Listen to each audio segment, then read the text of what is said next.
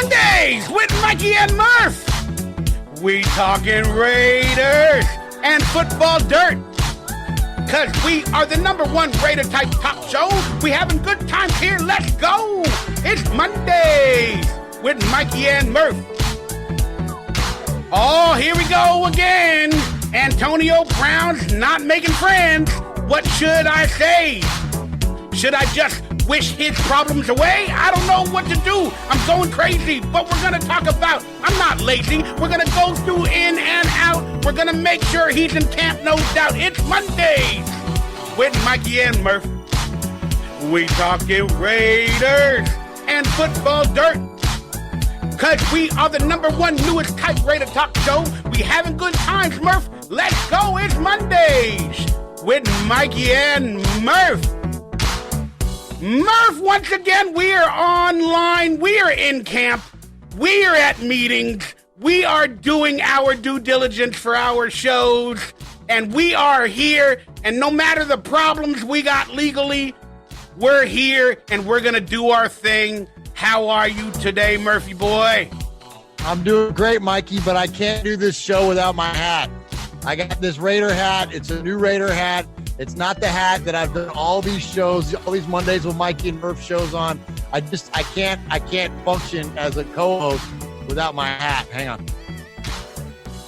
Oh, there we go. He does it. He switched the hat. All right, I'm back. It's not internet or YouTube certified, but I'm going to go with it anyway. He found his old hat, and he's going to use it. He's been wearing that hat for the past year. Don't matter if it passed test. He's going to put it on. But I wasn't able to certify it. I might. You defaulted in your contract, Murph. So you're telling me I'm forced to wear the new hat? No, but I would hope so. Because it's not certified. All right, I'm gonna take one for the team, Mikey. Okay. All right, good. As long as you can. I'm ready for meetings. Ready for the show now. Good. I didn't have to talk to your agent and find out if you want to wear the old hat for safety. All right, say hello to the crowd, Murph. We'll get into all that and more on today's show. What's up, crowd? What's up, chat room? What's up, On Air Nation? Appreciate you joining us here once again for Mondays with Mikey and Murf. And if you didn't catch the end of the last episode, I want to start the beginning of this episode with this sentiment. I can't read the chat, but we appreciate each and every one of you that participate, and I always go back and read it. So at the top here, I can't shout you out or give you respect because I can't see you, but just know that I go back and read you, and thank you for participating and interacting with the show. It's one of my favorite things to do is go back afterwards and read about how much I'm a bootlegger and a John Gruden apologist. It's always a wonderful sentiment, but it always cracks me up. So you guys rock. Appreciate it. Just like in life, it appears we're possibly having internet issues, dropped frames, but I can't control none of that. It's beyond my control. But I will call Drew Rosenhaus and tell him to tell you guys what's going on with me and the show and the internet problems. But hey, if it cuts out, don't worry. It'll be updated later, and we'll keep this thing going. Murph, let them know how they can reach you, watch your other shows in the future. Yeah, you can find me on social medias @_Murf. That's where I live on Twitter. Or you can find us at Raiders Fan Radio on the Facebook and the Instagram and all that good stuff. But the best way to support the Murph's Fan Cave network of shows is to go to the link down below and buy one of our Getting Made t-shirts. That's our 2019 t-shirt. And 100% of the proceeds of the sale of that shirt is going to the Blitnikoff Foundation, the one and only Fred Blitnikoff, and the foundation he started in memory of his daughter that passed away prematurely. And so to honor her and to carry on the legacy of Tracy, they've started this foundation, and it's been going on for about 20 years now, and we're giving away all of that money. We partner with the Blitnikoff Foundation, and we're going to present them with a check at their annual Crab Fest fundraising dinner at the end of the year, which is in November. And so 100% of the money that we get from those sales, from those shirts, goes to the Blitnikoff Foundation on behalf of the listeners of course, Raiders Fan Radio, but also this show, should you choose to participate. So please help us, help them. Again, it's 100% of the money. We're giving it all away. It's all going to charity. It's a great charity. It's a Raider charity, and you get a cool shirt out of it. So look it up. Murph's Fan Cave, or excuse me, RaidersFanRadio.com/t-shirts. Go to that website, buy shirts. Links are below for anything Murf and Mikey related, as well as phone numbers, emails, and you know what? You can get a hold of us if you look. All the information is below. All right, Murf, let's get into it. We got a very interesting show. We're going to debate a lot of topics today. We're going to go over it in and out. And I just wanted to say this. It's time for the great debate. It's no longer the headlines. It's the great debate. Are you ready, Murphy? And Mikey, we all know you are the master debater. There we go. I'm the master debater.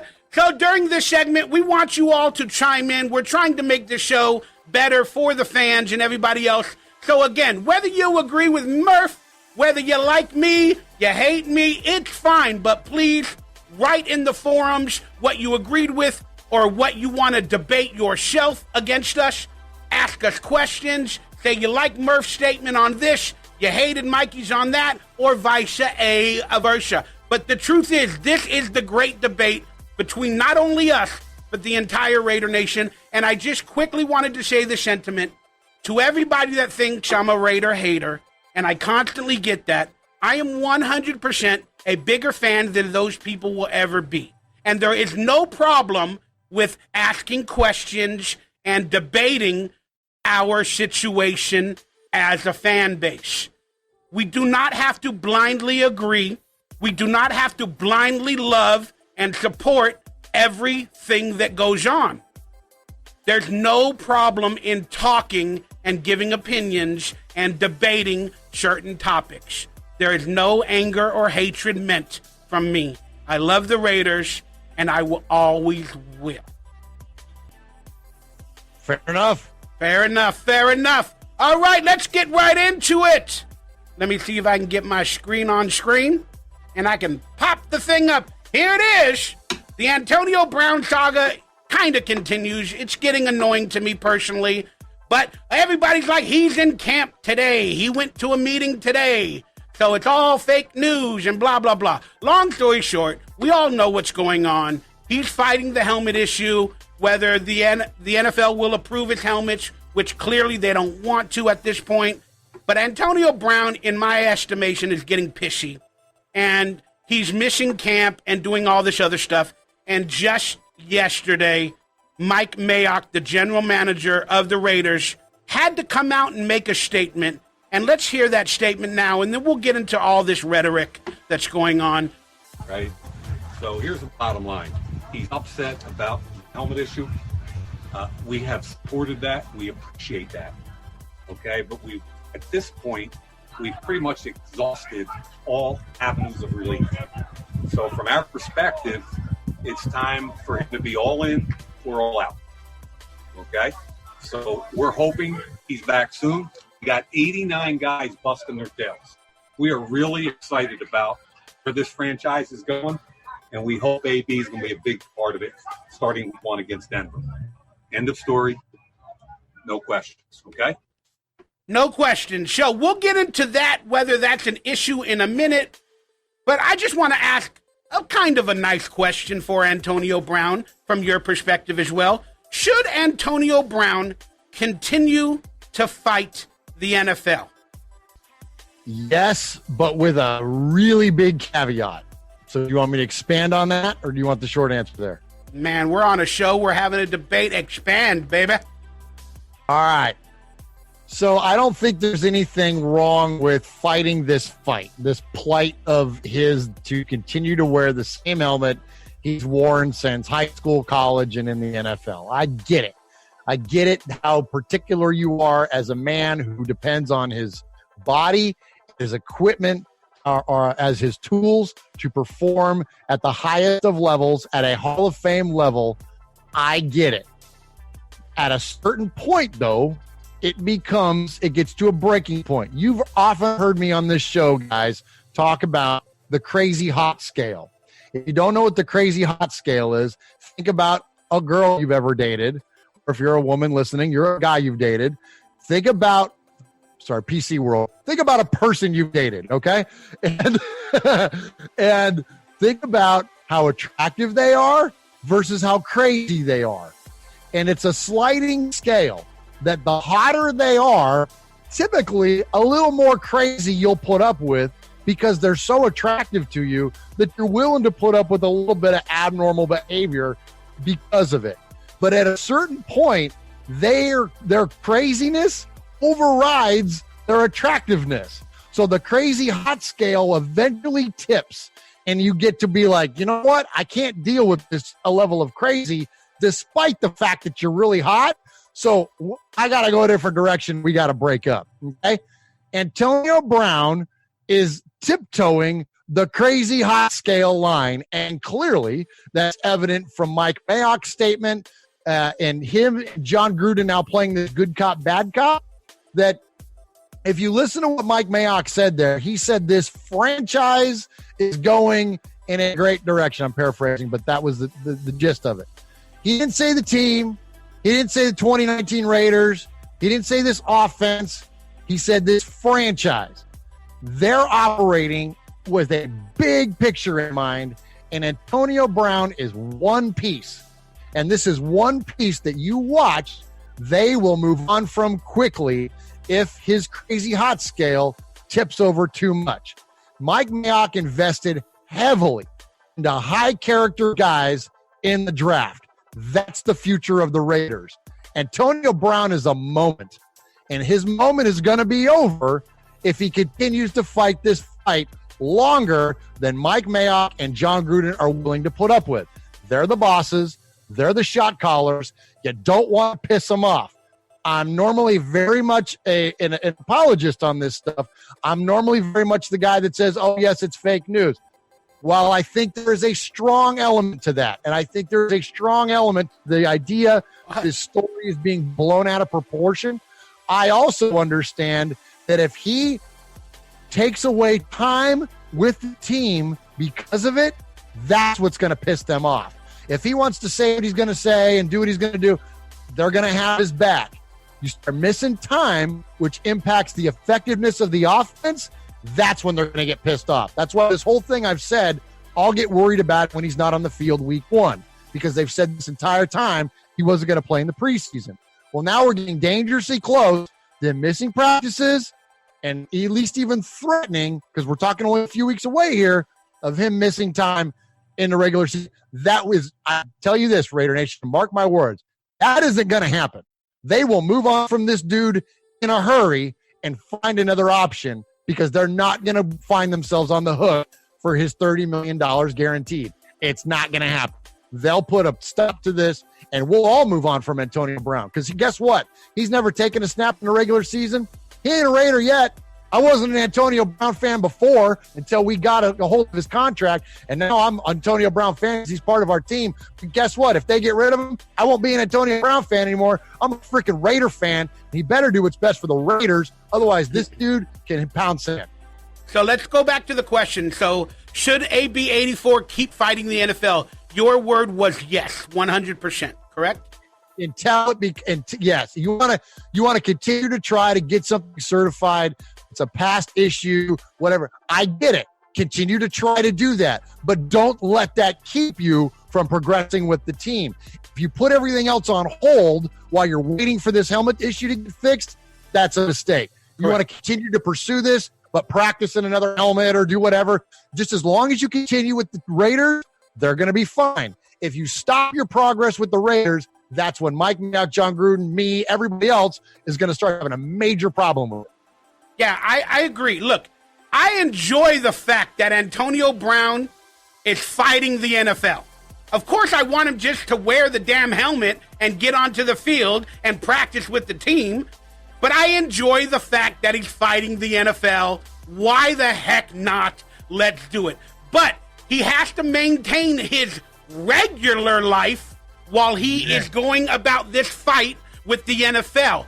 And apparently Antonio Brown is not able to maintain what he told the Raiders he was going to do, be at camp. Well, then there's too many excuses for Antonio to technically miss camp, according to him and his agent. A foot issue. He's mad. He's upset. He wants to stay at home and fight on Twitter, fight the NFL. Those are not excuses, and Mike Mayock spoke about it, and they are clearly frustrated. So 100% this is not fake news. This is a news story, and Mike Mayock perpetuated that story because they are at wit's end. But yes, Antonio should keep fighting the NFL. Why not make a president if you can? You ain't going to win. But that being said, I'm annoyed at why he is not becoming a leader and leading these young men on the field, or albeit in meetings. And people are like, well, he came to the meeting today, Mike, so it's old news. Look, this is news, regardless of the fact if he's there today. He was there last week. He was there for the game. He was there for the cameras. Then all of a sudden, a day later, he's not there. He was there in the first week, then he wasn't there. This is a pattern, and he is not maintaining his life, and he is not living up to what he told Mike Mayock and the Raiders about his leadership so far. So we'll move on from that. Now the question is, let's go into details. Is he a problem for the Raiders, truthfully, and why? And let's look at all of this from all angles, Murph. Go for it. No, I don't think he's a problem for the Raiders. I think they took a risk on a guy that's going to walk off the football field and into Canton, Ohio, in the Pro Football Hall of Fame.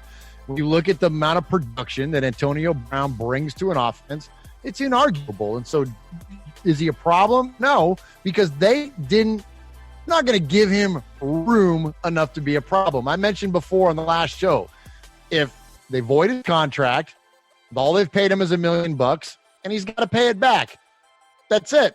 We move on from it, and Tyrell Williams becomes our number one wide receiver. Like, it's this is why you don't invest $90 million guaranteed in a player like Khalil Mack. Not that Khalil Mack was going to be an issue like this, but this is why. Because if you tie up all this money, Jamarcus Russell, and it doesn't work out, it screws over the entirety of the football team. Well, that's not what situation the Raiders are in, and that's what folks have got to remember. Is that the Raiders aren't all in with some massive contract where, like, look at what happened to Pittsburgh. They picked up a third and a fifth for Antonio Brown, sure, but they took a $21 million hit to their salary cap. That's massive. That's what? It's like not quite 20%, but that's a massive hit to your salary cap. That's dead money. They can't do anything with it. That's the kind of hit that they took moving on from Antonio Brown. Well, the Raiders didn't do that. The Raiders didn't tie up a whole bunch of money in him like that. So the answer to the question, I'm not trying to play the fence here, but can it be a problem? Sure. Will it go on? No, this ain't going to linger. This thing's going to be over in a few weeks. Over and done. Good, bad, or indifferent for Antonio Brown. It's not going to be a story for us as Raiders fans. Yeah, I beg to differ on that. I think Antonio Brown is 100% becoming a problem for the Raiders. If Mike Mayock has to come out and speak on Gruden's behalf as well, and that's what I think he did, that's a problem. I don't think Mike Mayock is saying that just for Hard Knocks cameras or for, publicity. Why? What workplace have you ever been where there's not somebody that's disgruntled or somebody that, there hasn't been, the boss has to call into their office and be like, hey, man, here's what's going on. Here's what we need you to do. You're getting written up or what? You know what I mean? People forget the football team is a freaking job and it's a corporation and it's run such. And so, so they got a guy, they got to deal with an issue. Why is that a problem? You're telling me that it's a problem for the team that it's somehow going to have a negative impact on the team? Of course. If Gruden, I'm not saying they are trying to make it, but if Gruden and Mayock are trying to change the culture, okay, and if they're doing it in a Patriot dynasty way, for the Raiders moving forward, I don't know if that's what their technical plans are. But if they are doing it that way to create a culture, kind of a la the Patriot way, Antonio Brown is not being held accountable correctly. These young players are watching him get away with everything. If this was happening with the Patriots, they would have been started to get fined, and technically, Antonio Brown, he's already defaulted on his contract, according to Adam, the guy for ESPN, Adam something. He's already defaulted by missing camp. They read his contract out loud, and he's defaulted on it, and the Raiders are not holding him to it. This is the problem. And this is where I got on my soapbox. And I'm not going to start hooting and hollering like I did last week because I got pretty fired up last week, and rightfully so. You're speculating. And this is the problem that I have with every. What am I speculating about? I just said if they are. Speculating that it's a problem. You just said, well, it means it is a problem. If Mike Mayock talks about it, that's a problem. Why? Well, we're talking about it. Is it a problem for you? No, but our general manager spoke to the media and said if he's all in, that's a problem. That was such a problem. It took him 20 seconds and said no questions and walked away. Like, how much of a problem is it? Like, you know what I mean? It's a big enough a problem for Mike Mayock to go in front of the cameras and make a statement.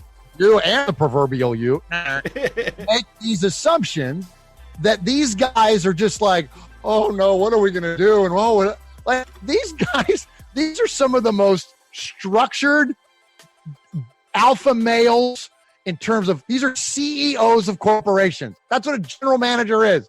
He's a CEO of the company, and the company just happens to be a football team. You think he's going to let some freaking wide receiver show him up or show the team up or the franchise, to use his words?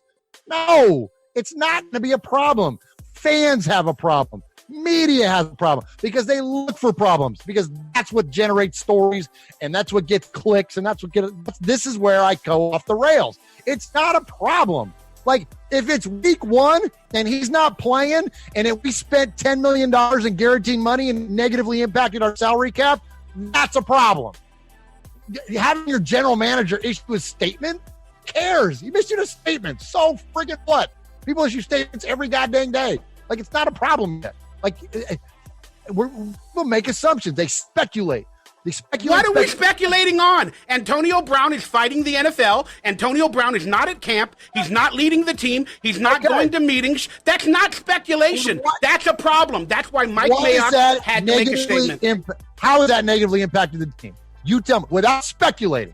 Dude, he is messing with the chemistry of the team. He's proving to be above the team. You're assuming that. You're speculating. There's no facts. That's what I'm telling you.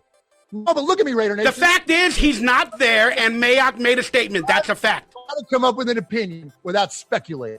Do it without speculating. Give me something real. That's the end of this trash, with the helmet, with the feet, with hard knocks. You know why? Because you don't know. None of you know. You're speculating. It's silly. We got to stop this stuff. We got to stop speculating. It's not speculation. It's a problem. Mike Mayock said it's a problem. Mike Mayock said it's a problem. It's a problem. It's a problem. No, he didn't. Yes, he did. He said, I want to know if he's all in or all out. That's a problem. Are you all in or you all out? You're coming to the team. He said it's time to be all in or all out. And again, that's a problem.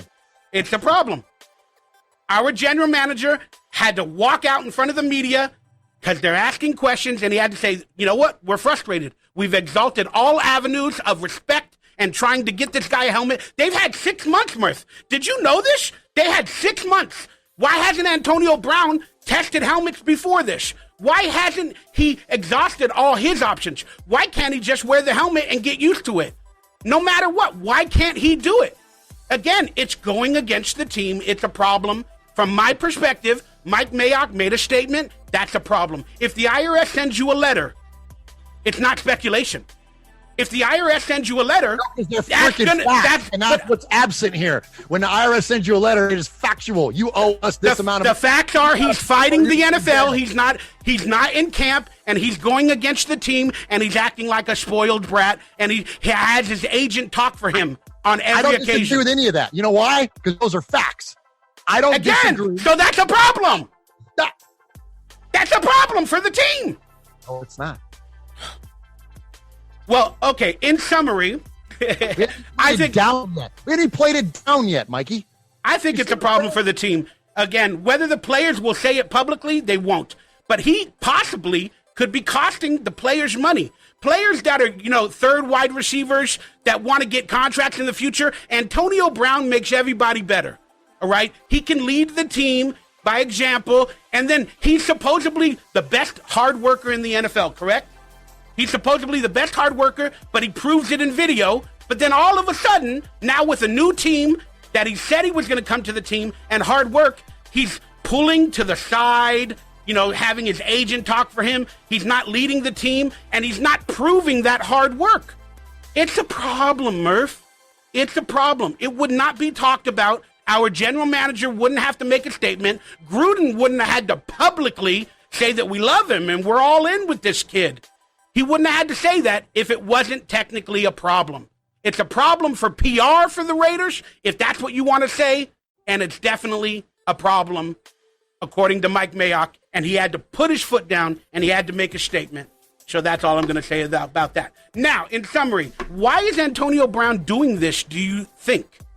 Like, in general, does he really just not want to show up for camp? Or, is he trying to heal? Or just what do you think, Murph, Because he's really he wants to wear his damn helmet. I think he needed to heal his feet. And I think now, and even when you watched him when he was running routes in the preseason game before the thing started, I mean, he was ginger on his feet. I mean, you listen to the, I forget it was James Jones or one of the analysts that knows him well was saying he still looks like he's a little ginger. So I think that he's still rehabbing his feet.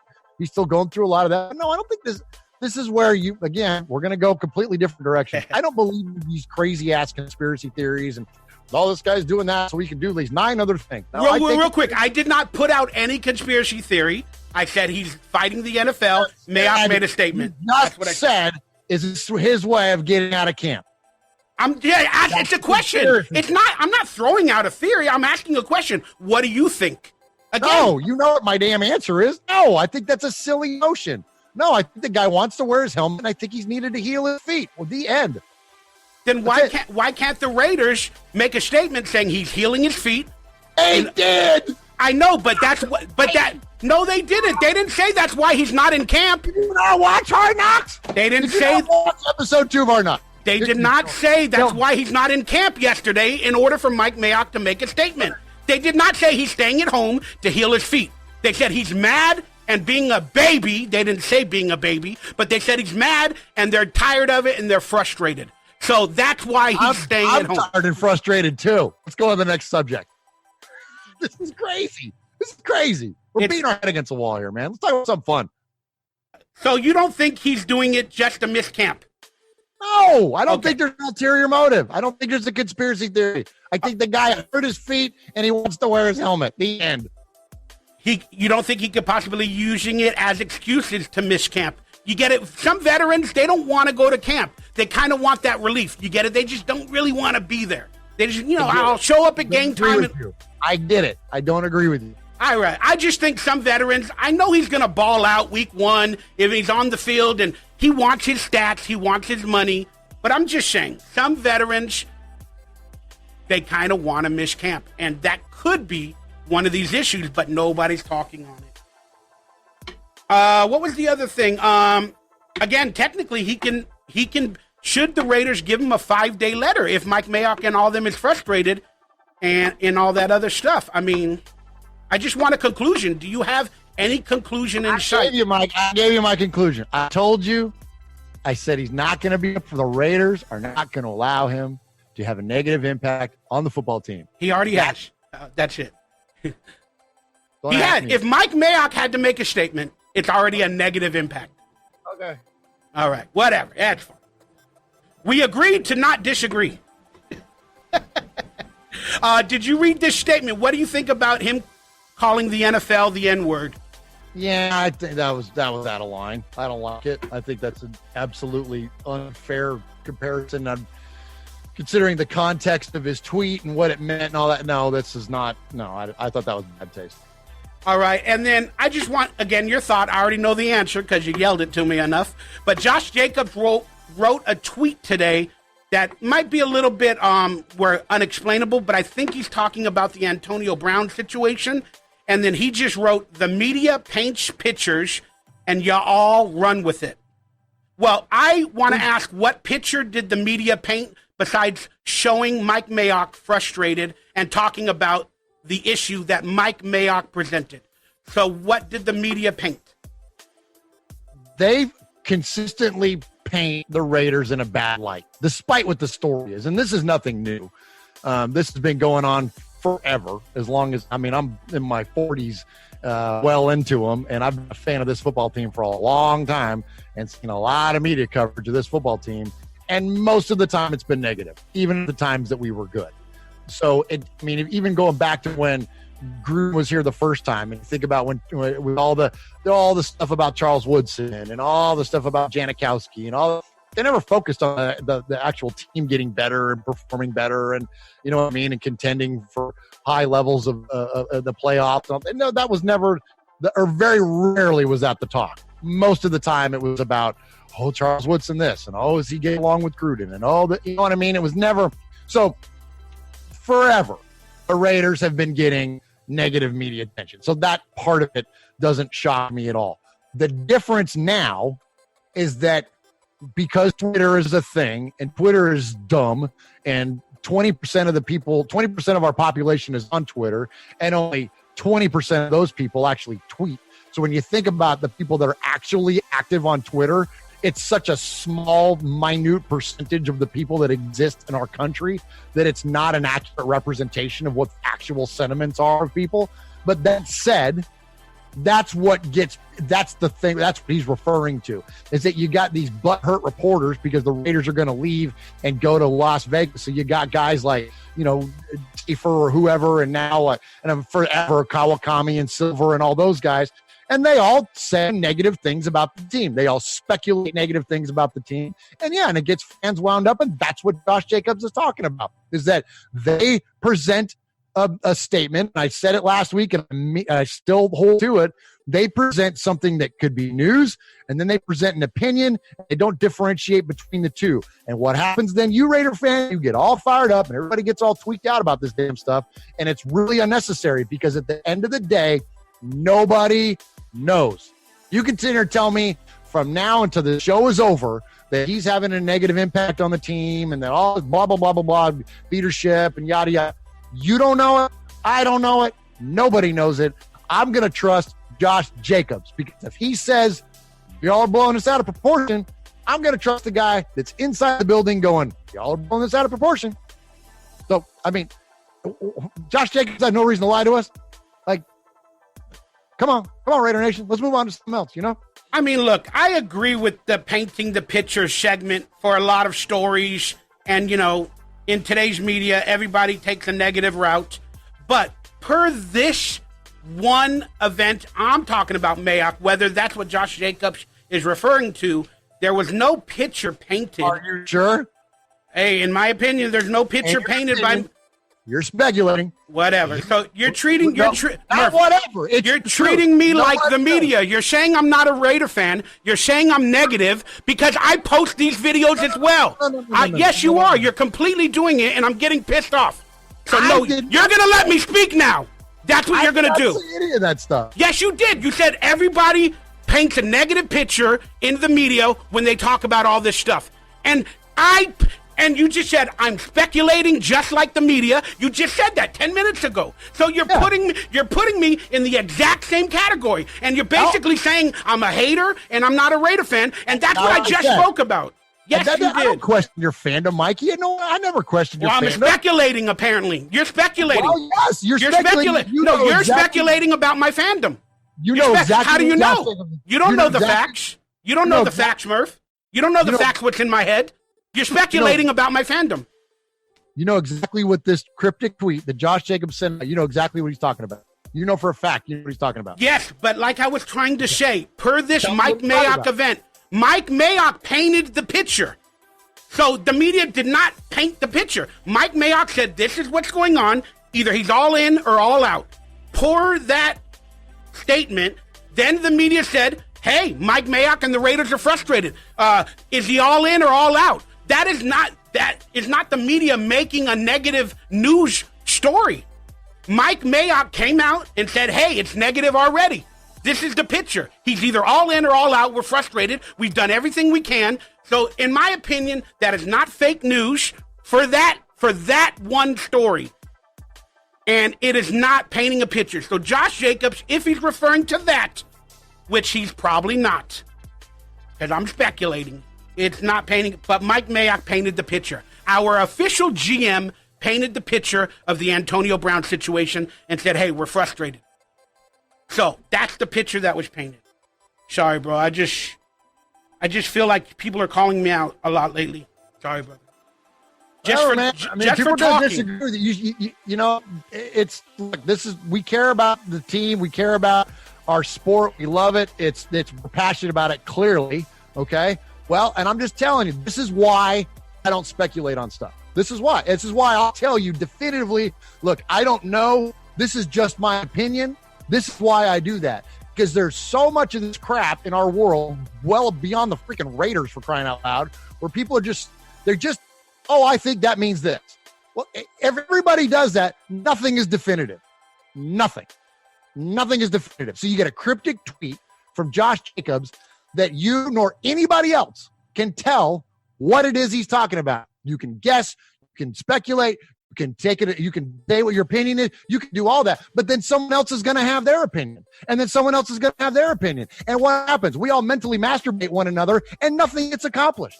That's why I live in the truth. What's the actuality? And if in the actuality gets shown different later on, then it makes that person a freaking liar. But in the moment, I'm going to take them at their word. I'm going to take Gruden, Rosenhaus, Antonio Brown, Mike Mayock, Josh. I'm going to take them all at their word. And the day that they prove otherwise, then they're a freaking liar and not to be trusted, and I'll move on to something else. You see what I'm saying? I don't get caught up in this, whoa, what does all this mean? That's what everybody does. Oh, what does it mean? And because you can't, everyone's got a different opinion. Everyone's got a different speculation. So you can't argue it because there's nothing factual. But you don't think Mike Mayock is annoyed and frustrated? Is that speculation? I think Mike Mayock is prepared to do the best thing for the Raiders. I don't think he's got time to get caught up in the feeling of emotion of, oh, I'm frustrated. It's called body language. You just watched what he says. It's body language. That's it. That's not speculation. You're not a parent. I am. I know what it's like to have to make it this. You have to say something to one of your kids and you'd be like, look, here's the way it's going to go down. It's going to be this or that. And I'm sorry if you don't like it, but these are my rules. This is my house. You're either going to do this or you're grounded. Okay? Exactly. That's what it was. You're mad. You're frustrated and you're mad. And you're saying Mike Mayock is not mad. No, I'm telling you that he's prepared to do whatever he needs to do, to either discipline the player or do whatever he needs to do for the best thing for the Raiders.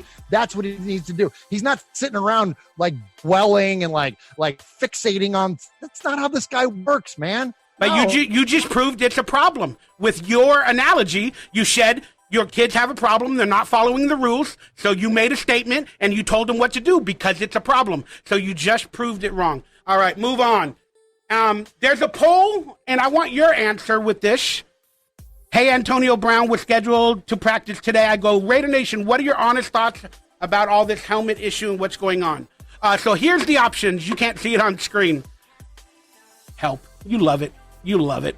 We love it. That's what we do. It's called the Great Debate. So trust me, this is good television. Whether you like television or not, or it's all speculation, this is good. What do you agree with this statement? Most of the Raider Nation, when I put out this poll, they wrote hashtag just wear the damn new helmet. But what do you think on this poll? I wanted to get your answer. So the options are, it's like, what are your honest thoughts about this whole situation? And the poll question is, who needs camp? Meaning like, who needs camp? Like, who cares about it?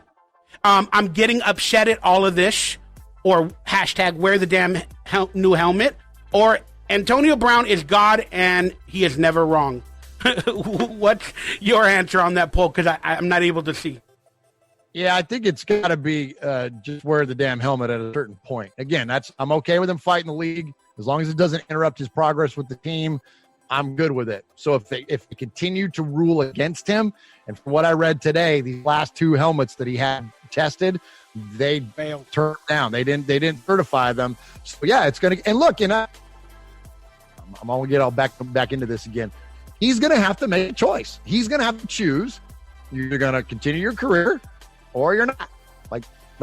And so, yeah, I think you need to just wear the damn helmet. Because at a certain point, you can't fight the NFL. It doesn't work. The only person that's ever fought the NFL and won is Al Davis. And that's it. Everybody else is lost. And you're going to lose to Antonio Brown. And if you're prepared to go to the house, knock yourself out, man. What a good career. Wish we could have seen you in silver and black, but peace. Yeah, no, great statement, man. That's another reason why I'm just really more annoyed at Antonio Brown, because I think in all these practices, whether he could get on the field officially all day or not, according to his feet, I don't have the answer. But he could be walking around wearing the helmet, just, purposely trying to get used to it and stuff like that, instead of just naysaying. Because eventually there's got to be a point where you got to put it on. And he's had 6 months, according to all the reports, again, whether I know they're true or not. But he's had 6 months to deal with this, and he could have gotten used to one of the helmets by now, at least a little bit more. But hey, I'm hoping for the best. All right, let's move on to bigger and much better things. Me and you love documentaries. We love films. We love... Shut up. Shut up. We love Hard Knocks. So give me your instant reaction of episode 2. Maybe grade it. Give me your best and worst moments, your favorite quote, what have you from episode 2 of Hard Knocks. Yeah, I give it I don't know. They're all A's, so we'll just different degrees of A's. So how about an A minus? Wasn't quite as good as the first one, but just barely not as good. Favorite quotes would be, "My life is running out of lifespan." That was fun. That was brilliant. Gruden yelling at Peterman. Yeah, I thought it took a little bit more. The first one, I thought did a really good job of establishing the Raiders in terms of its organization, its tradition, its history, its family, environment, and about how there's a lot of camaraderie. They showed alumni weekend. Like, that was a really nice build, like a table set for the organization and for the team. I thought that was really well done. This one got a little bit more into the dynamics of the players and the coaches directly, and especially seeing them in the preseason game, and I like, and that's where, to me, where Hard Knocks hits its stride. Of course, the first episode was awesome as a Raider fan, just getting to see all that stuff. But in terms of a football fan, the middle episodes are always the better ones, because you get to see the position battles really start to take shape. And, good point. And at the end, when it closes out, you see how they end when they start cutting players. But in these middle episodes, you get to see the battles, and so you get to see Mike Glennon versus Peterman and what that looks like. And I think that's a lot of fun. I think we really got to see the intensity ratcheted up a little bit. I know what your follow-up question is, so I'll save my answer entirely on that.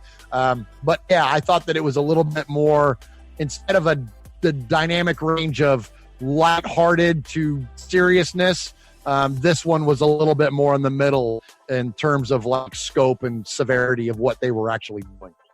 Yeah, instant reaction. I love everything, just like you said. I am so happy to watch my team, and unfortunately, I cannot watch tomorrow night's episode live. In the good graces of the world, I got an event to go to and meet some fans and stuff like that, so that'll be great. Yeah. But I'd love to watch Hard Knocks live on camera as well. But I give it an A+. I loved Gruden. Gruden was featured for the real Gruden-esque that we'll talk about in a minute, and I really thoroughly enjoyed it, and he had a lot more cursing in this episode. But they did not mention, I didn't have a chance to make a video, they didn't mention Vegas or the last year in Oakland, again, for the second week in a row. Mike Mayock was technically not on camera as just talking or being a part of it. It seems like he truly, once he made that statement, he doesn't really want to be involved at all, and he's kind of like, he's not on camera, personally, like, whatever. I love the quote from, and I got the picture on screen, I'll put it on there, of Hunter Renfrow, in his humble way or his humble nature, when he's talking to Keelan Doss, the Alameda fan from the town of Oakland, undrafted free agent to the Raiders, made the touchdown in the game. And he goes, man, what an amazing debut. God just winks at you sometimes. What a beautiful statement from Hunter Renfrow. And that should be on T-shirts, for positivity everywhere. And Lord knows I need positivity almost every day in my life, because I even got mad at Murf right now, and I freaking love you, brother. So. I love you too, Mikey. So, but yeah, that was my favorite thing. And my best moment from the episode, well, it's got to be Gruden being Gruden. We'll talk about that in a minute. But Gruden being Gruden, I kind of enjoyed that. And then the worst moment, it's got to be a cringe moment again, is I cannot believe Antonio Brown showed his feet. I cannot believe he showed it on Hard Knocks. And I think he was away from camp. So did they bring a film crew to wherever he was at? I don't know. But it was just interesting that, like, I didn't know if he was sharing that with the Raiders or doing it on the sidelines for media coverage. That was editing. That if you look at the first episode and the second episode, that's one workout. Remember how they opened up episode number 1 after they established the team and they went to Antonio Brown working with his trainer? If you look at that high school field or whatever it was they were at and what he's wearing and all that, it was probably that day. They edited it. They saved the footage from week 1 and imported it over to week 2 to provide continuity to the story. That's what happened. Yeah, they do that a lot. So that's a very, very, very, very good point. So there it is. That's pretty much the review. We could always go into more detail, but the experts, a lot of people are reviewing these episodes of Hard Knocks, not only us Raider fans, but a lot of experts as well. Why? Because it's the most rated Hard Knocks in history, as proven already. And the media knows the Raiders sells tickets, whether it be in storylines, whether it be in reviews. And there's a lot of experts or other people making reviews on Hard Knocks that they probably never did in previous seasons with other teams. But a couple of these just caught my eye, and I won't name them by person, but a few of them, again, in the negative aspect of media, they were saying John Gruden is faking it or acting faked for the cameras, and it's all a John Gruden shtick. And that's why he brought out the cuss words, the coaching, the yelling at players. And real quickly, I did notice he never yelled at Derek Carr, or they edited it out because they didn't want that narrative out there. But he yelled at every other quarterback during that game but Derek Carr. So is John Gruden faking it? Is it a shtick? Or what say you in terms of that stuff in John Gruden in the episode? Well, unless Derek Carr stepped on his foot or something, he wouldn't really have a reason to yell at him because he wasn't playing. He wasn't even in uniform. So I think that's at camp. He yelled at all the quarterbacks at camp. Yeah, but they weren't. Well, whatever. Sure. Did they leave that stuff? Maybe there wasn't anything to put in there. You got to remember, this is television.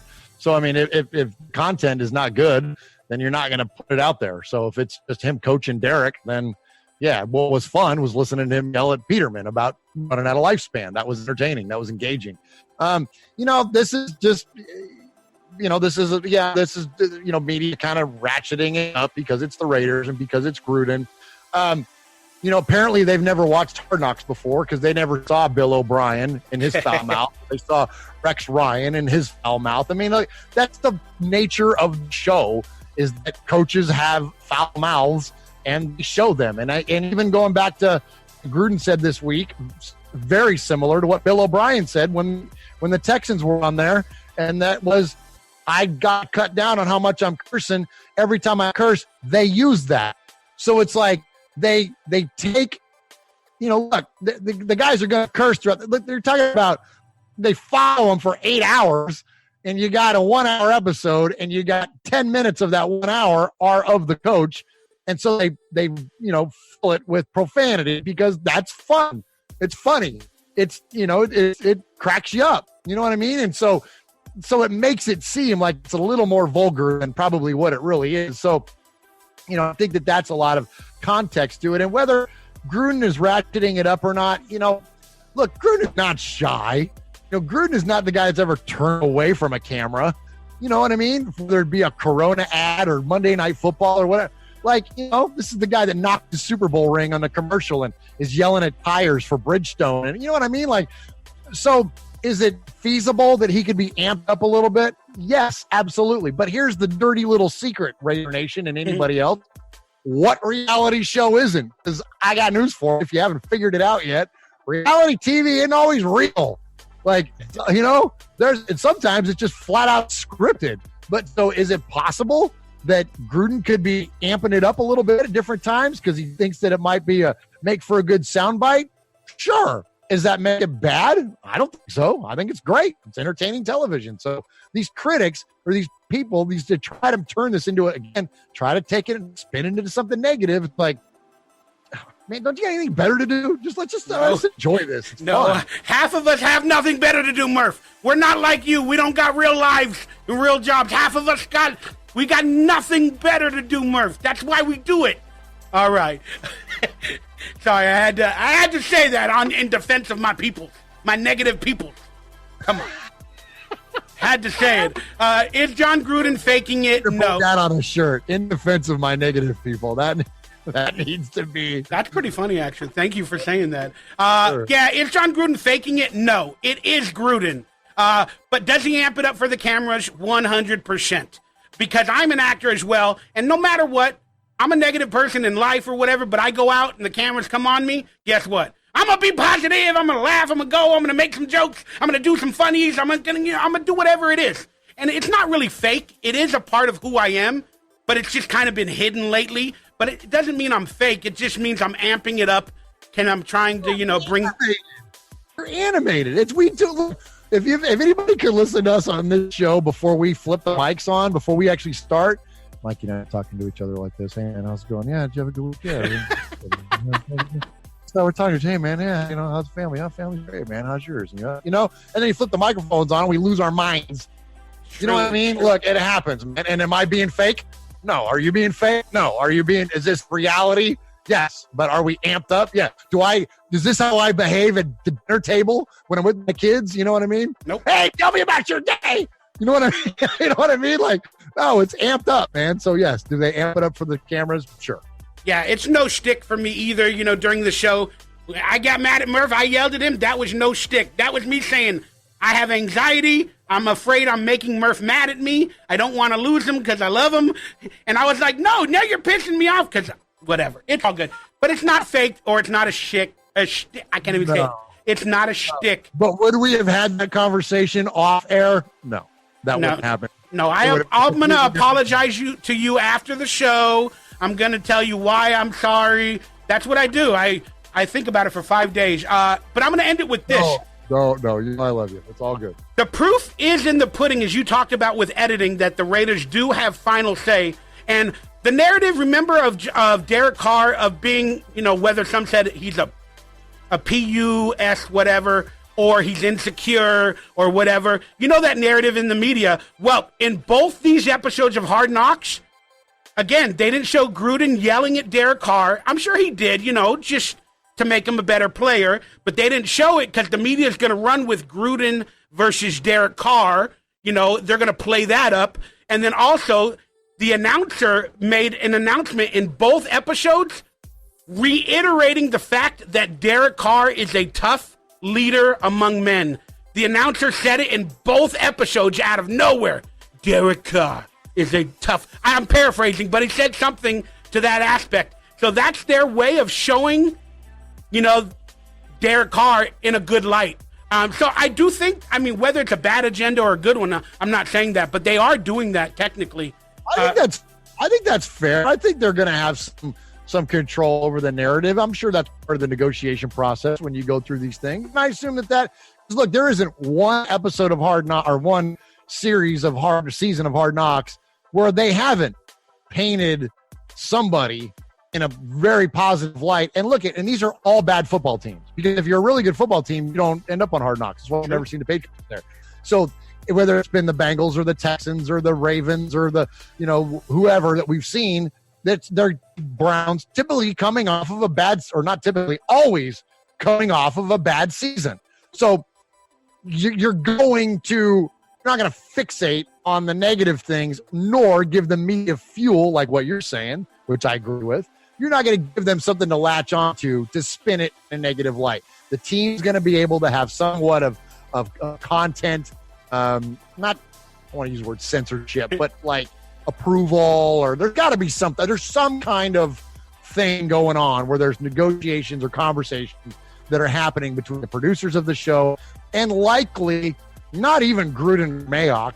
It's probably some PR firm working on the Raiders' behalf that negotiates this stuff for them, and they're given a set of guidelines from the team, from Mark Davis and Badane and Gruden and Mayock and everybody else that says, here's what we want out of this season. Now go, Mr. PR firm, you go and deal with HBO on it. That's probably how the structure works. Hey, whether it was put in contract by Derek Carr to say nice things about him or not, I don't know. But I'm just speculating there. Let's move the heck on. But I'm happy for Derek Carr. I like those statements. He is a great guy. So the NFL preseason game is coming up. We got the Green Bay Packers versus the Raiders. It's for the first time in history in Winnipeg, Canada at their stadium. But apparently they're having a hard time selling tickets. The ticket prices were through the roof for a preseason game. And a lot of the teams reportedly are not even going to play their starters, if not. So there's apparently 20,000 seats left for an event that's coming up in 4 days.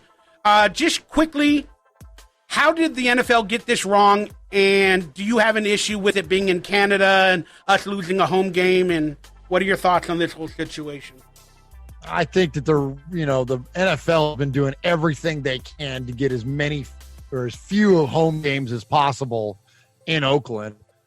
Really, ever since the conflict started, and especially when they sued you got to remember when the city of Oakland sues the Raiders, they're not just suing the Raiders shield, they're suing the NFL shield, and the NFL doesn't like to get sued. And so they're going to do everything they can to pull as much revenue away from the city of Oakland as they possibly can. That's why you see our team playing in London and Mexico City and now in Canada. That's why we play all these games abroad, because the Raiders are a marketable brand, so they know that they'll do well in those markets, and then it doesn't provide any extra revenue to the city of Oakland, who they don't like. So it's not surprising to me that this happened. I think out of anything on this story in particular, what's surprising to me, it was the exorbitant amount of money, because I've read through a lot of the posts and the feedback and things from people that are actually trying to go, not people that are guessing or speculating, but people that are actually trying to go to the game from the Canadian Raider fans. And the cheap seats are like $114. Like, come on. Who wants to go to a preseason game for $114? I don't care if it's the Raiders coming to your backyard or not. That's a lot of damn money if you want to take your family to a freaking football game. That wasn't the initial fee. They actually brought the prices down about 6 or 7 days ago because they weren't selling tickets. So it went to $75 with all the taxes and everything, which makes it like a little over $100. But the original fee was like $175. So it made it over $200 to get tickets and the cheap seats. Yeah, I think the NFL kind of overplayed this one a little bit. And look, they're not a perfect organization. They're going to make mistakes, and I think this is one of them. I don't think the mistake was wanting to play a game in Canada. I get all that, but I think the execution, it was poor. It was poor. Yeah, I mean, it's just stupidity from the NFL. They have the Canadian Football League out there. That's the whole point. And then on top of that, they're playing, are they playing Canada football? They might not be. But how many Raider fans... Not a lot of, I'm not trying to be rude to Raider fans, but how many of us mere mortals have the money to fly to Canada, get a hotel, all that other stuff, then on top of that pay $200 for the cheapest seats in the league to possibly not even see our starters play? Because that's the way of the NFL. A lot of teams like the Rams and all that, they're not playing their starters until week 1, basically, because they're hoping they're going to go to the Super Bowl and they don't want to get anybody injured. So that is a narrative. So how many people can truly afford it? I can't. So I think they made a bad job with all this decision. It should be in Oakland. Yeah. I agree, but I know why it's not. So for those reasons I listed, yeah. All right. And another Josh Jacobs statement that just kind of freaked me out. I guess we're going to speculate here, or I'm going to. But he said that the game is slowing down for him already. After 7 snaps in his first preseason game. It just sounds a little bit weird, and I'm like, where's the humble? But what do you think on that statement where he said the game is slowing down already? Yeah, it's nice to hear. I'm glad it is, and I'm glad that's his truth right now, that the game is slowing down for him. I think that in 3 years, if you ask him that question again, he'll tell you, no, now the game is truly slowed down for me. I think that, when you're a young man and you got a new role and you got a new opportunity and whatever, you're going to be, enthusiastic about your progress that you maybe make. And I think that, has the game slowed down for it? Well, I don't have any reason to not believe him. But what I definitely think is that the game will continue to slow down for him, and that this is not like its final stages of slowdown here. Like, there's a lot more to go for Josh Jacobs. So I remember I had a boss one time. I'm going to use a bad word here in a second. I had a boss one time when I first started in a role with a company, and it was a pretty good career move for me. And I was telling him, man, I'm going to hit the ground running. I'm going to do this. I'm going to do that. I'm going to do this. I'm going to do that. And he said, hey, man, let me tell you something. You ain't going to be worth a shit for about 2 years. And what his point was that there's so much to absorb. There's so much to learn. There's so much to take in that it's like drinking from a fire hose early on in your career. And that until you absorb all that information and have true understanding and grasp of what it is you're supposed to be doing, at that point, you can then get out there and really be effective. I think that's a little bit of what we're seeing with Josh Jacobs. Now, the learning curve for running backs is a lot smaller than what it is for other positions. But I think that, he's feeling himself a little bit, thinking that he's getting out there and he's going to really get after it. Well, let's see what happens when week 1 hits. Let's see what happens when week 2 hits. Let's see what happens in week 8 and 9 when the grind of the season is upon you, or the latter part of the season when you've played more football games than you ever have in a season in your entirety of your career at Alabama. Let's see how much the game has slowed down for you then at that point. So I think that there's a little bit of a curve there, but I like the enthusiasm. I like where he's at, and I don't think this is a ceiling point for him. I think that he's got a lot more growth to experience here throughout his career. Yeah, I love the statement and the confidence, but knowing this Raiders teams in the media, and then the issue he had with the press or the way he spoke about the situation on Twitter, I would be remiss to say, young man, slow your roll, because if there's any problems in the future with him running or the team or whatever, they're going to say, well, he said it's slowing down already within 7 snaps, so it might create a controversy later in life. I wish he would toe the line and he'll just say, yeah, it's very quick out there, but I'm proud to be in the NFL, toe that line. But hey, it's not Josh Jacobs' way, so I cannot fault the guy for it. But I'm like, slow your roll, young man, slow your roll. All right, let's move on quickly, and then we're going to move on. But what's wrong with the Jay-Z partnering with the NFL for social justice, and now Jay-Z is apparently a team owner as well? Do you have any issues with this in terms of the social justice aspect, or lies or BS or anything? I don't have a problem with it at all. I think it's great. I think you got somebody, look, Jay-Z's a smart man. He's a phenomenal businessman. And he understands that in order to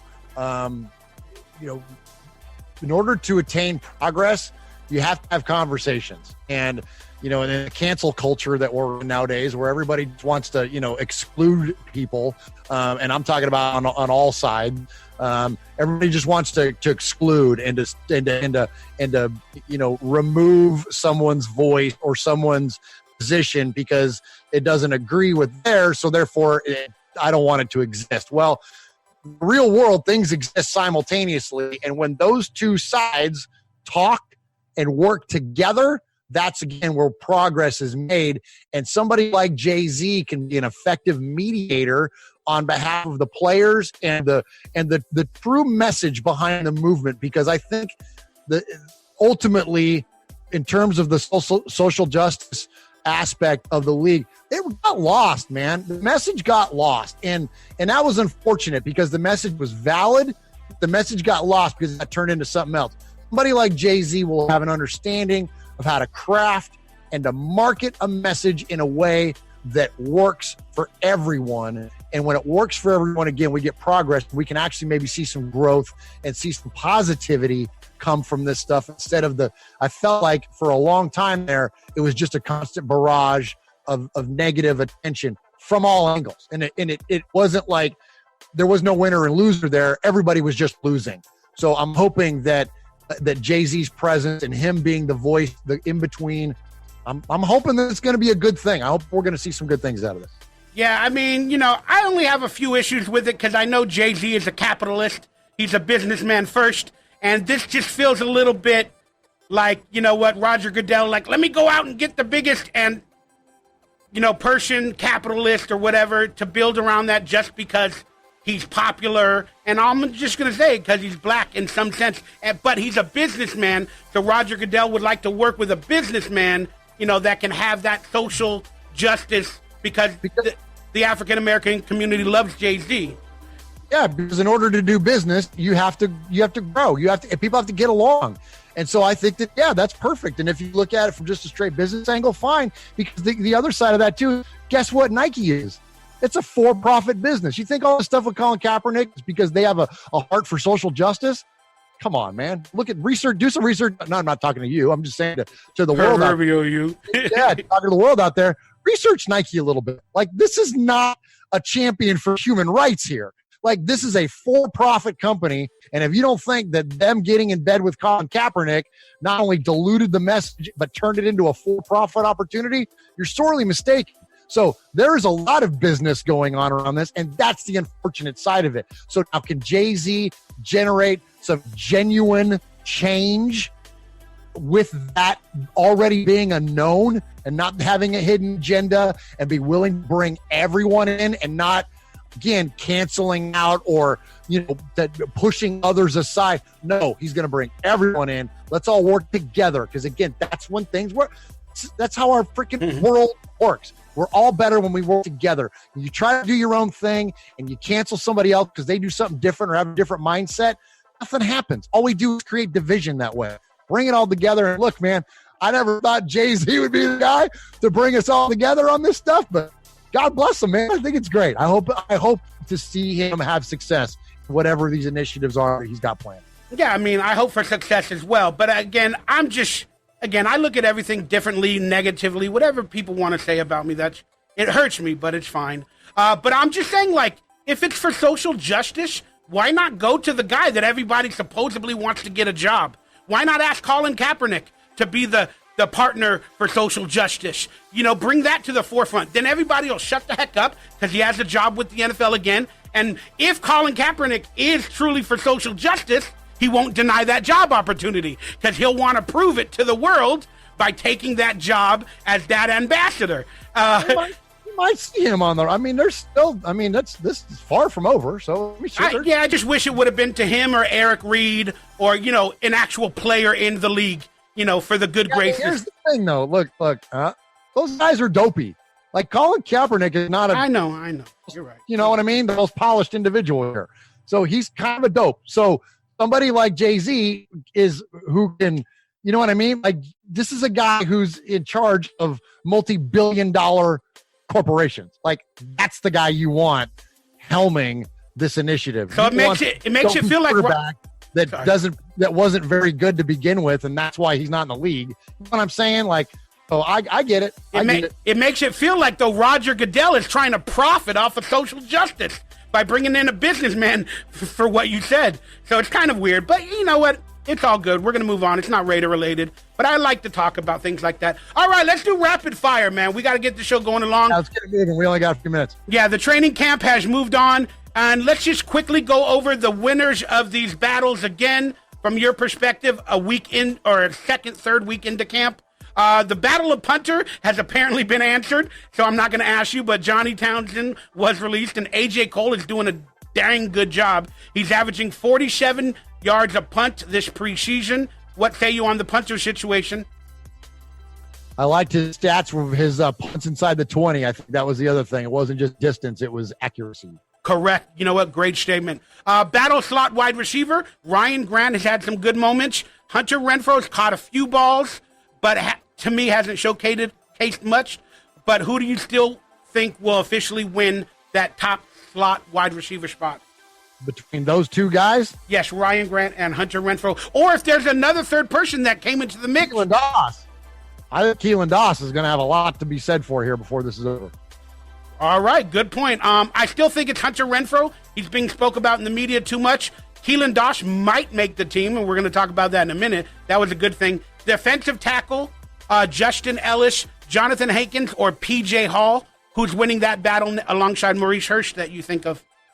I like P.J. Hall in that, but I know Hankins is making a lot of noise. And there's another guy, I forget his name, younger guy, I want to say wears like number 60 or something like that. I keep seeing his name pop up in the news feed as well, that he's getting some attention at camp. I wish I could remember his name off the top of my head. Yeah, he's a free agent that we just brought in a couple weeks back or something, I believe. No, it wasn't Ethan Westbrook. That's the guy that replaced Ollie. This was somebody else I saw. I'll find it. Go ahead.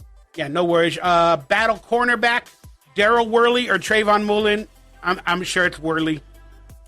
It is, although I like Trayvon Mullen a lot. I think that he's gonna make the team. He's gonna be good.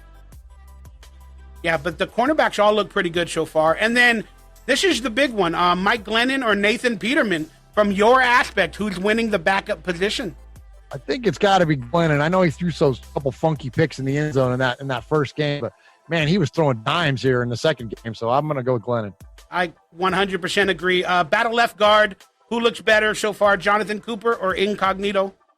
Funky thing. I can't see the screen to know who it is, but you know what I mean in terms of who you're referencing directly. But we're having Gabe Jackson on the IR, or not IR, but whatever. He's going to be out, and then Cognito being suspended. We're going to need all the guards, so all these guys are going to be in the mix one way or the other. You know what? Great point. But yeah, I just wrote it had Jonathan Cooper or Incognito on screen. All right, defensive end. Who's looking the best from your aspect? Even though Max Crosby has an injury, hasn't played much. Max Crosby, Arden Key, or Benson Mayowa, defensive end. I like Arden Key, man. I'm still on him, man. I'm a big fan of his, and I think that he's going to have a great career to come. So give me Key. Yeah, he's playing a lot, and they're really trying to get the best out of him, and they are 100% giving him a shot. And he looks to be all in almost on every play, and that's kind of fun to watch. All right, fullback battle. I'm sure you're going to say Alec Ingold, but Keith Smith comes back this week. Keith Smith is my favorite because he was on my show, remember? He's always going to be my pick. That's right, I forgot. Undrafted free agent linebacker, Tavon Coney, Koa Farmer. Who's leading in that aspect? Man, I don't know. I don't know. I haven't looked at those guys. I haven't even paid attention to them playing. Give me a Koa Farmer. Cool. I'll give Coney. Battle tight end. We did see both of them catch passes, and Luke Wilson was in as well last week. So Luke Wilson or Darren Waller? I like Darren Waller, man. I thought he played well, and man, I'm just a big fan of his too. I think that like Arden Key is going to be the surprise on our defense. I think Waller is going to be the surprise on our offense. Yeah, I think Luke Wilson is coming up there. We're going to find out this week. But definitely for now, it's Darren Waller ahead of Luke Wilson. But who knows? Battle safety. Jonathan Abram, LaMarcus Joyner, Carl Joseph. Just say all three of them. Yeah, because they're all going to play. Exactly. Undrafted free agent that officially makes the roster. Wide receiver Keelan Dosh, Lester Cotton Sr., the guard. No, Ronald Ollie's gone. Koa Farmer, Alec Ingold, or Tavon Cooney. I like Keelan Doss, man. I think that he's gonna have a shot, man. He almost had it before, and I think this is the year he gets it done, man. I think he's gonna be in the roster. All right, so let's quickly just elaborate on that real quick. I mean, let's go through the wide receivers. How does he make the team? Who gets cut? I mean, we got let's say Antonio Brown, Tyrell Williams, Hunter Renfrow. Who's the other? I'm pretty sure J.J. Nelson will make the team. So that's 5 already. Yeah, I don't see Aitman maybe making the team. Because now we have our big body now with Williams. So I think Aitman's probably out. I think Ryan Grant's a little, even though he made a great play. Rico Gafford's looking good too. Yeah, but he's just a fast guy. You know what I mean? I think he's just a camp guy, just a fast guy. Keon Hatcher, who did well in the preseason couple of years, but I think Doss, man, I think that's going to be the guy. I think he's going to sneak in there. I'm rooting for him anyways.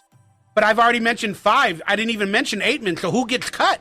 Again, I just said Aitman. No, I don't think I got a feeling like Aitman's not going to make the team because we already have a big body now in Tyrell Williams. So we're holding 6 wide receivers? I don't know, man. I don't know how the math is going to work out, but I think that Keelan Doss has done a little bit too much to ignore. Whether that earns him a special team spot, based on that, I don't know. I don't know how the math is going to work, Mikey. But is it feasible for him to carry a 6th wide receiver and 2 quarterbacks? Sure. I mean, it happens all the time. Yeah, I was just saying that I presented 5 wide receivers and Aitman wasn't in there. I can't see your screen, so I don't know what's going on. No. I'm saying now, like offhand, I presented 5 wide receivers. Aitman wasn't even included. So out of those, if they keep 5, they have to cut J.J. Nelson or Hunter Renfrow, or that's what I'm saying. It's kind of scary. Grant, you know what I mean? I didn't include Grant. Let's go through it again. We got Antonio Brown as 1. Tyrell Williams, J.J. Nelson, Hunter Renfrow. Those 4 guys. Oh, that's 4. You're right. That's 4. Forgive me.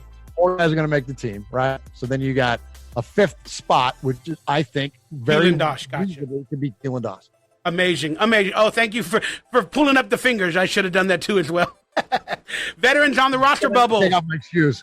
Yeah, I have to count that way all the time, and I always mess up still. I only had 3 fingers. That's what happened, Murph. I'm just kidding. Brandon Marshall, Eddie Vanderdoes, Cowser, Nelson, Washington, Mike Glennon gets cut. Brandon Marshall, Eddie Vanderdoes, or Cowser? I've been claiming Eddie Vanderdoes, so I think he's getting way overshadowed by what's going on at defensive tackle. So I'm going to say he's out. Yeah, I'm going to say Eddie Vanderdoes and James Cowser. All right, let's move on to do a quick game review as quick as we could possibly do it because we had a great show debating, whatever you want to call it. The Raiders won in their second game. They went against your predictions, Murph. We've won a second game in a row. We scored a lot. They looked very good. I really liked the way the team looked. Gruden had them fired up. We won 33-26. What's your instant reaction to the game? Something that stood out? Anything? Well, the audible call that Derek Carr had, J-Lo, Phil Mickelson, like that was pretty damn funny. Hearing him holler that. I'm assuming since Phil Mickelson is a left-handed golfer, so that means the play was going to the left. J-Lo, however, I don't know what the J-Lo reference would be because we know what J-Lo's famous for. So I don't know how that would translate to NFL vernacular. But anyways, hearing that audible call, that was pretty cool. Around the way, girl. I don't know. So the idea of the air raid offense that Cliff Kingsbury runs, friggin' Gunther just blitzed the hell out of it, and that was pretty impressive. I mean, he was sending 7-8 guys at a time, and the team looked amazing. I mean, I know enough about this stuff to keep it in perspective that it's a preseason game, but if that didn't wind you up as a Raider fan, if you didn't have fun watching that game, then I don't know if you got a pulse, man, because that was pretty damn fun watching our team dominate. And and I heard some of the detractors on social media were like, "Oh, we let up on them in the fourth quarter." Well, guess what? None of those guys are going to be playing in the league. Like those were absolutely fill-in players. Were bottom guys that aren't going to be that aren't even going to sniff making teams. So in terms of the players that are going to have an impact on the 2019 Raiders, they looked phenomenal. And this air raid offense of Cliff Kingsbury, good luck with that, because you have this whole hand clap thing and all that stuff. Like I don't see that being much of a threat. And we play them in the regular season, right? So that was a pretty good indicator of what that game could end up like for us in the regular season. Yeah, I just love the fact how Gruden, Gunther, whoever was making the play calling on offense as well, we've scored on every opening drive, whether it be of the game or the third quarter, or every time we've put a new quarterback in, they've scored, whether it be a field goal or a touchdown on every opening drive for that player. And I really love it. And they used it as an example to show the league that the Raiders ain't playing around. Plus, it builds confidence. So I just really loved it. And I loved the defense, man. I thought the defense played great. But you're right. They led up toward the young play, or the other players, second, third strings led up. We don't play the Cardinals. I'm looking at the schedule now. I was wrong on that. We don't play them. That sucks because the Cardinals are not going to be very good. We would whip their ass. Yeah, we're looking at the running backs here. Josh Jacobs, he looked very well when he went in, and I was thoroughly impressed. He only had 4 carries for 21 yards, which is an average of 5.3, and one of them went for 8, though. But he looked very poised, and I loved what I saw out of Washington as well. And so there it is. You want to speak on the running backs, if any? Nah, man, we got to get moving. So I think you covered it well. All right. And the leading wide receiver was Keelan Doss with 5 receptions for 38. And again, they all looked pretty dang decent. And Gruden definitely brought the wide receiver game to a certain level this week, and it looked fantastic. In terms of special teams, there it is on screen. Daniel Carlson is now 17 for 17 ever since last season on field goals, which looks amazing. And there's A.J. Cole's punter stats that look fantastic. And that's pretty much it for your post-game review. So let's get into a quickly game preview. Packers games. Are they going to start the starters from your perception, if at all? Give me your players to watch. Give me some matchups. Give me a sleeper, a stud, an MVP, and predict the score for the Packers-Raiders on Thursday. Well, I think we're going to lose. So I've been doing pretty well with those predictions. So I'm going to say we're going to lose again. We're going to lose 30-10.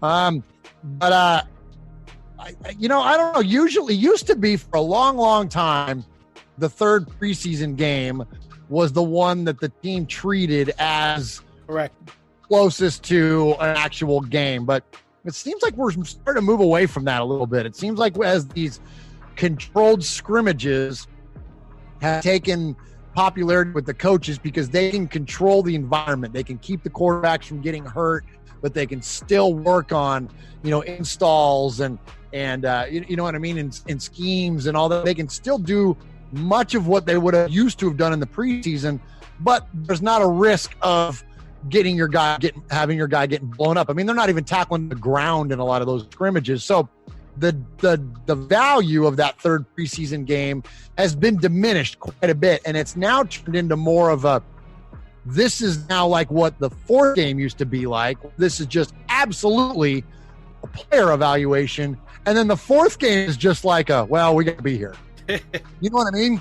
Like it's really seeming to be that way. So this is where I think we're going to see guys like Dolan Levitt, right? You're going to see guys that are James Hauser, the guys that are at the kind of the bottom, like that are trying to earn that roster spot. Most of them trying to have like a special teams type impact. And I think that is where, if anybody's going to get an opportunity to shine, other than backup quarterback, because that's where we're going to find our backup in this game probably. Right. But other than that, watch the special teams. Watch, and not just watch the returners, but watch who's making tackles. Watch who's flying downfield, on punt coverage. If you start seeing guys like Dolan Levitt making big tackles, he's number 32. You see him making big tackles on special teams. Then you watch him end up getting a roster spot as a safety. You know what I mean? Because that's really where the team forms, the bottom end of the team. We already know where starters are going to be for the most part. You have a really strong idea of the top 22. It's after that. It's everybody that's left over. That's what's going to take form in this game. So that's always really fun for me as a fan to watch. Plus, it helps me get familiar with them in terms of the Madden roster. Once all that comes out, I kind of know who these different guys are and stuff. But that's where, we're going to see Deion Hatcher and Doss. And if there's one guy I'm rooting for, I'm kind of rooting for Levin, if you can't tell. I brought him up a couple of times. I'm kind of rooting for him defensively, and offensively, it's got to be Keelan Doss. And I'm really hoping he makes the spot. He's a local guy. Obviously they never wasted an opportunity to remind us of that he's from Alameda. Correct. And so, I love to hear good stories like that. That's an easy guy to root for. So that's who I'm rooting for offensively. Cool. Yeah. I won't go into much detail. And again, I don't know all the facts, but I just read different things and I want to speak on it. I heard the Raiders and the Packers are possibly not going to play most of their starters, if at all, for how long. So I also heard there's a problem with the field, that's one of the excuses. It's a new, different field after a long bout of travel and this and that. But again, the league is going in the aspect, like you just spoke of clearly, and I agree, of where they don't really play in the third preseason game that much. So I don't know what to say. But yeah, players to watch again will be the backup quarterbacks. We'll find out who that is. And if I'll just give a quick MVP, you know what? I'm going to say it's going to be Glennon and or Keelan Doss as well. So predict the score. The Raiders are going to win. We're going undefeated in this preseason. It's in the cards, brother. The Raiders scored 33 last week. We seem to keep upping the score. Let's go 37 this week. And the Packers, at least 18. I don't even know. But we're going to win, and we're going to have a fun time doing it. All right, let's move on. All right, we got the Mondays with Mikey and Murf t-shirt for sale. Links are down below. Support the channel. We also have the Mondays with Mikey and Murf MTV shirt. Links below to support the channel. Then we got the amazing Get Made t-shirts that support the Fred Biletnikoff Foundation on MurphsFanCave.com, RaidersFanRadio.com. All links below. for his channel and to support and for a great cause where they're going to present him a check in November with all of these proceeds is all down below. All right. Hey, can I give a shout out real quick, Mikey? Can I give some respect real fast? Of course. First time you announced that, thank you, Matthew. I got a t-shirt order since we've been doing this show. So thank you to Matthew. We appreciate that order, and your money is going to go to a great cause. It's going to help these young women get a safe space away from domestic violence situations, substance abuse situations. It's the Blitnikoff Foundation is a wonderful cause, and every single penny that we make on selling these shirts goes there. So thank you, Matthew, for doing that during the show. 100%, Raider Nation. Trust me, it's a shirt not to be missed. Everybody's got to get made somehow. Why not by Murf and for the Fred Blitnikoff Foundation? The evolution of fantasy football. Many people don't know this, but it started with the Oakland Raiders executives in 1963. It's fantasy football time, so we're going to talk about it. The Greater Oakland Professional Pigskin Prognosticators League, called the GOPPBL, they were the first known fantasy football league. They held their inaugural draft, and it was founded by the Oakland Raiders minority owner, Bill Winkenbach. The first pick of the first ever fantasy football league was Hall of Fame kicker / quarterback George Blanda. And the second pick was actually a Cleveland Brown by the player name of Jim Brown. So the Raiders technically invented fantasy football. What do you think about that, Murph? I love it, man. I love it. You're dropping some serious knowledge on us right there, Mikey. It's great stuff. And I'm going to turn on the screen. Hopefully we got no issues, but you need to see this. Since it's fantasy football time, and I love it, build your own core of players from these players up. There's different tiers. You got the quarterback, it's the first line, running back second, wide receivers third, defensive players. So you got to build 5, but you have a budget of only $15. So I went with my core 5 players with my budget of $15. I went for $3 with Russell Wilson, and I had to pick up Josh Jacobs for $1. The upside of Josh Jacobs is fantastic. I went with DeAndre Hopkins, even though he was really expensive, to lead my team. Then I went with Aaron Donald on defense for $5. Then I went with Denzel Ward for $1 to round out my core players for $15. If you can see it, pick your core players with your budget of $15, Murph. Well, I wouldn't play in this league because there's no Raiders on this list. You know that. So there's a couple of Raiders. Josh Jacobs. Where's he at? I don't see him. He's at $1.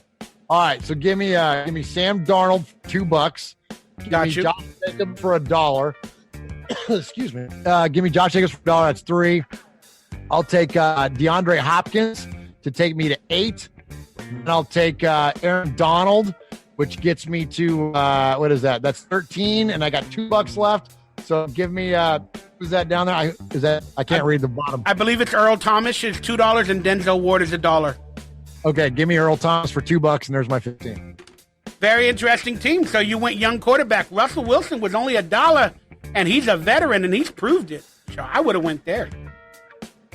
Hey, but you know what? I'm not here to judge. I'm only here to speculate. See, I'm being obnoxious now.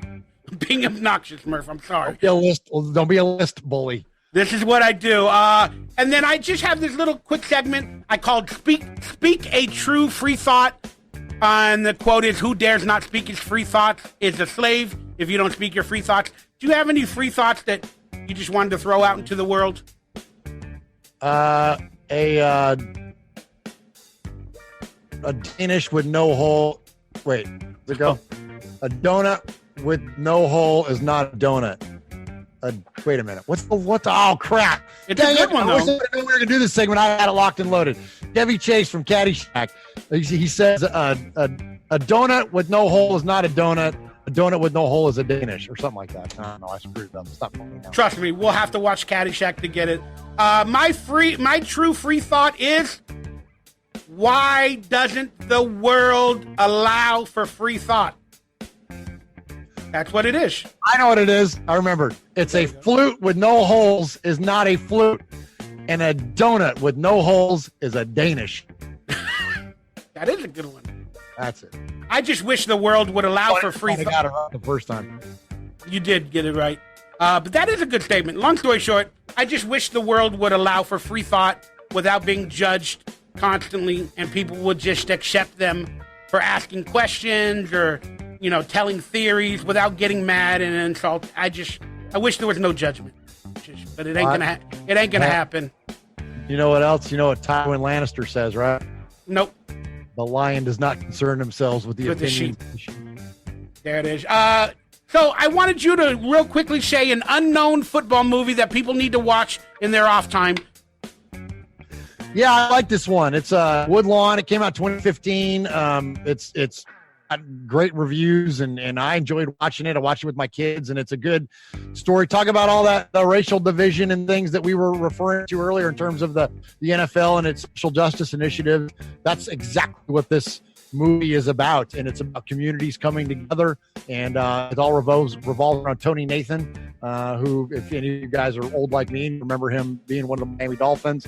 That's Tony there, or at least the actor that portrays him. And great movie. It's very inspiring, and it's like that. To me, like, much as I love the spectacle of sports movies, football to me is all about heart, and especially when you're talking about high school football, this is what really connects. I mean, some of the greatest memories that, whether it's me or Al Bundy have in our lives, it's around high school football. Even we were talking about it before we were doing the show about some of your fond memories of playing high school football. And so this is one of those ones, and then it moves out into the terms of the healing that can happen around a team and the healing in a community. So it's a great movie. Check it out.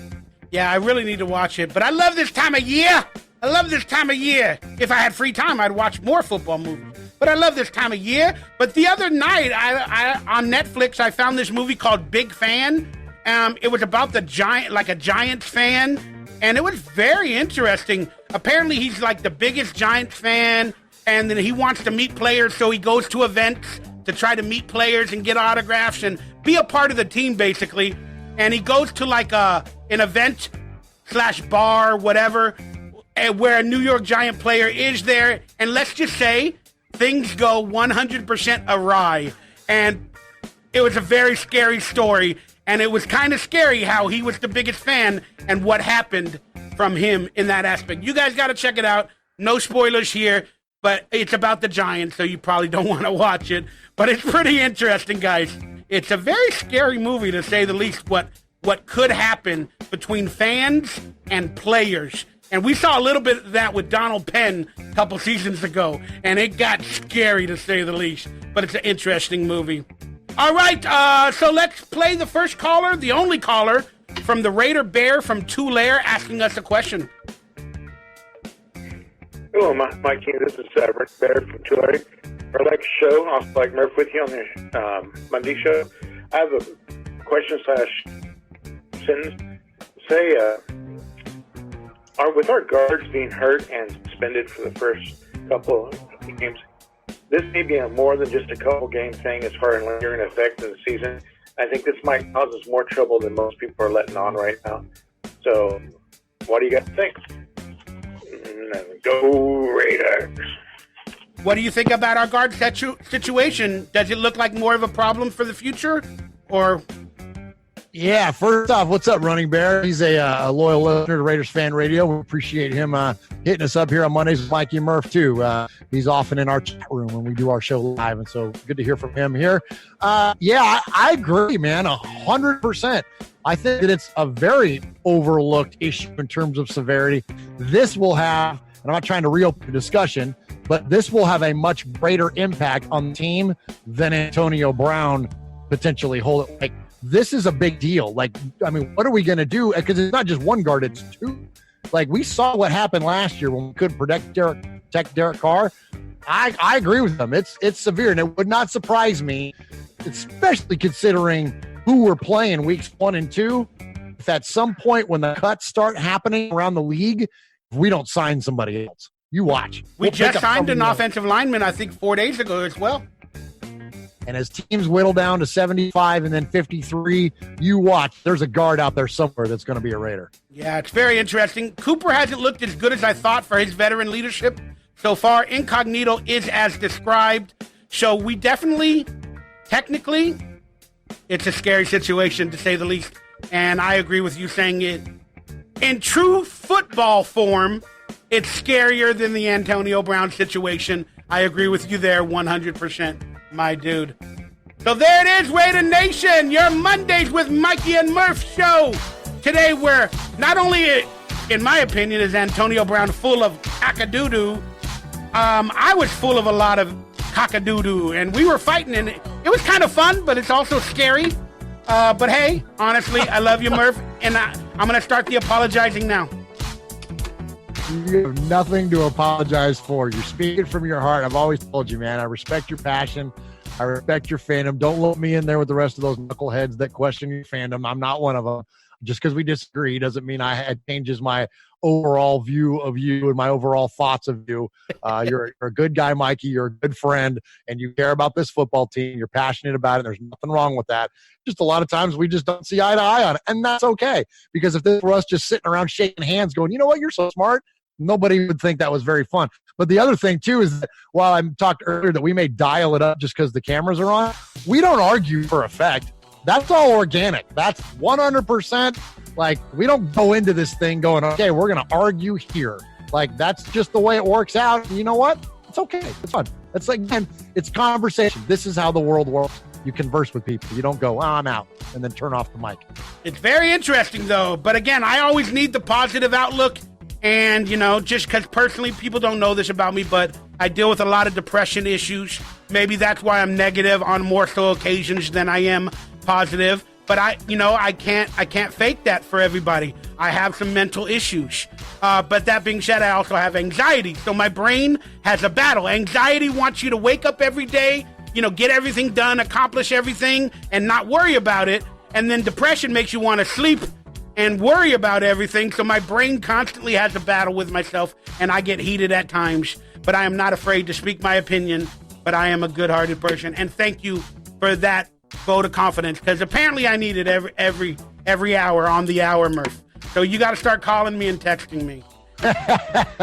Mike, you do a great job, man. If you need those words of affirmation, I'm here, and it's not just BS coming from me, because you know I feel about you, feel about your channel, your content, and all that stuff, and you do a great job. And I wouldn't partner with you and feature the audio of this show on my network, Murf Fan Cave, if I didn't have confidence in what it was and who you are and what you represent. So you're never going to get any hatred from me, brother, despite how heated we may get when we disagree. Yeah, I just wish everybody had my same opinion.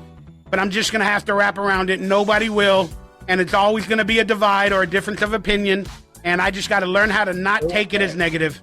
Yeah, because it's okay if people disagree. There's a whole big bad world out there, man. If we all just were okay with each other and not agreeing all the time, it wouldn't be so bad. You know what I mean? Yeah, Saturday Night Live. Remember the daily affirmation videos?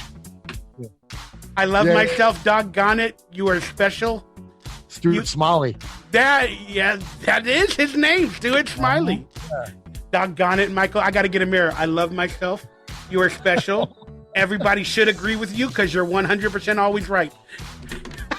and doggone it, people like me. Doggone it, people like me. And people like you, Murph, let everybody know where they can find your content. If you won the great debate, according to them, let them know where they can get your opinion on a weekly, daily, or wherever. Yeah, check us out at Murf's Fan Cave. Any podcast service, you can subscribe to us. Just search for Murf's Fan Cave, MURFS Fan Cave, and you can hear all the shows, audio shows on the network, or you can check us out on YouTube. That's youtube.com/Murf's Fan Cave. And we have a litany of shows on the network now. They are all Raider related, directly like this, where we talk about the news of the week. Others are a little bit more abstract. We talk about fan clubs, or we talk about the history of the team. But 100% of our channel's content is one way or another affiliated with the Raiders. So check us out. Please subscribe to us. Mikey's the one that encouraged us to get out there on YouTube, and we've got an amazing community of folks to join us. It'll be Wednesday nights, and where we record live from my house, from Murph's Fan Cave. Then you can jump in the chat and engage with us there. And so, thank you to all of you that do that already. And if you haven't, frankly, you're kind of missing out. It's really fun. It's a good time. a lot of good people in there. Mikey occasionally will jump in with us, and a lot of other YouTube video makers and podcasters and whatnot, familiar names to you, you'll see in and out of there. And it's just a good time, man. So please, if you enjoy that content, subscribe to it, youtube.com/MurphFanCave, and hit the button. Hit the freaking button. Long story short, support the community. I still think there's a lack of supporting the community from, some other video makers around the YouTube areas. But support the community, whether you like them or you don't. Support the community, because we're all we got. All right, let's get on out of here, Murph. Let's sing the theme song. Are your thumbs ready? I got them locked and loaded, Mikey. Everybody wants you to rap, so there's got to be one day you're going to rap, dude. All we got to do is beat the Chiefs. There it is. You heard it here again. So let's hope for a victory versus the Queefs. All right, y'all. Let's get on out of here, because this has been Mondays with Mikey and Murf. We talked a lot of Raiders and Antonio Brown dirt, because we are the best #1 Raider talk show. I'm doing positive affirmations. Let's go. It's Mondays with Mikey and Murf. We'll see you next Monday, 4 p.m. Pacific. We're out of here, Raider Nation.